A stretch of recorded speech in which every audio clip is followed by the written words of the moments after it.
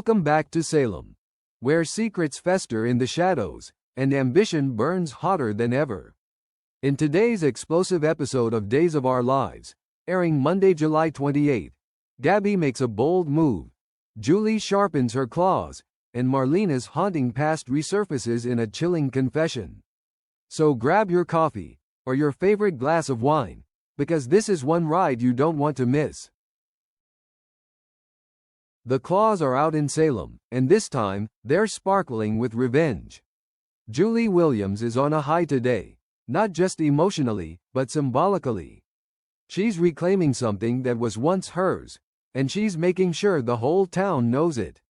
The iconic necklace that once vanished under suspicious circumstances is now proudly resting on her collarbone, glinting with righteous triumph.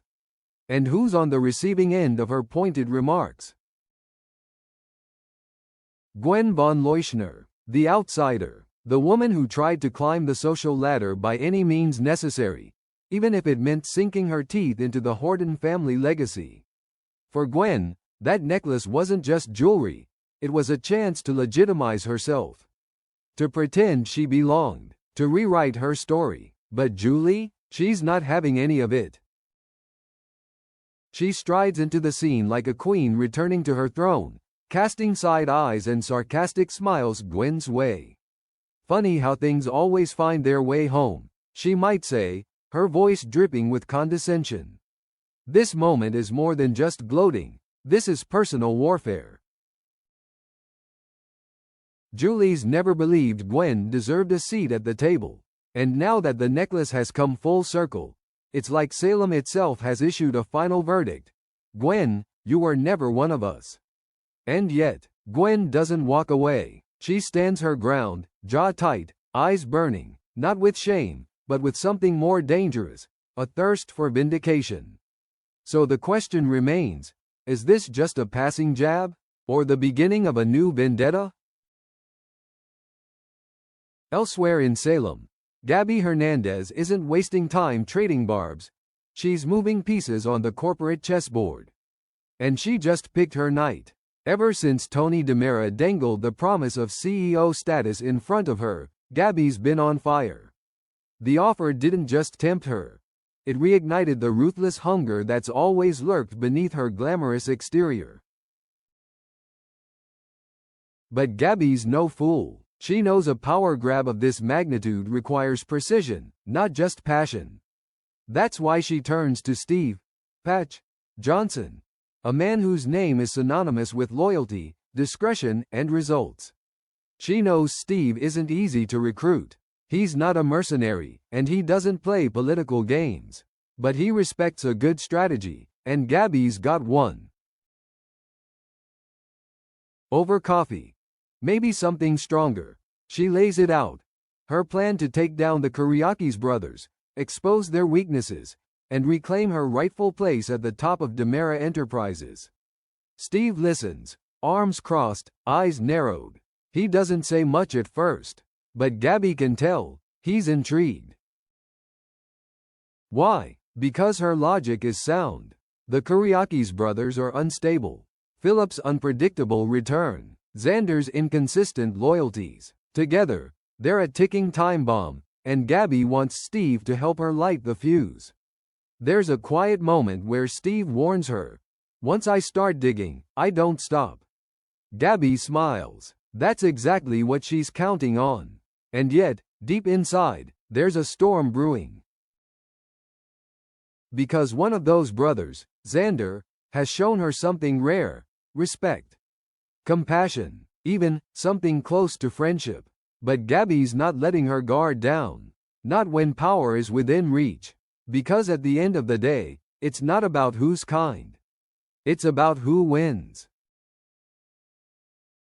When it comes to the Kyriakis brothers, no two threats are ever the same, but both are deadly in their own right. Let's start with Xander. Once known for brute force, dark deals, and volatile emotions, he's undergone something of a transformation lately. He's been softening, showing empathy, even helping people, especially Gabby. But don't mistake that for weakness. Underneath the charm and newfound warmth lies the same Xander who's taken down enemies without flinching. If Gabby dares to make a move, if he catches even a whiff of betrayal, he will strike back. Hard, and without warning. Then there's Philip. He's returned to Salem like a ghost from the past, familiar, but changed. His demeanor is calm, too calm. He smiles, but behind that smile is something cold and calculated. He's not here to be anyone's ally. He's here to reclaim something, and he's not telling anyone what that is. That makes him dangerous. He plays the long game, keeps his cards close to the chest, and never lets emotion cloud his decisions. Unlike Xander, Philip won't scream. He'll smile, and bury you quietly. And that's exactly why Gabby needs Steve digging into both of them. She can't take chances. One mistake could destroy everything. But with Steve on her side, she's hoping to uncover the secrets that will give her the upper hand. Bank records, shady deals, emotional leverage, whatever it takes to turn the tide. Still, in a town like Salem, nothing stays hidden for long. So the real question isn't just, what will Steve find? It's, what happens when the Kyriakis brothers find out he's been looking? While power struggles grip the boardrooms of Salem, a far more disturbing crisis is unfolding within one of its most beloved figures, Drive. Marlena Evans. Recently, Marlena collapsed without warning. No dizziness, no headache, no prior symptoms, just a sudden, chilling loss of consciousness. Those who know her best, especially Kayla and Sarah, were immediately alarmed. Marlena isn't the kind of woman to buckle under stress. She's been through hell, literally, and come out stronger. But this is different. Sarah Horton was quick to order tests, her instincts as a physician kicking in. Blood work, scans, neurological checks, they all came back inconclusive. There was no medical explanation, no underlying disease, no physical ailment to blame. And that's when the whispers began. What if this isn't physical? What if it's something else?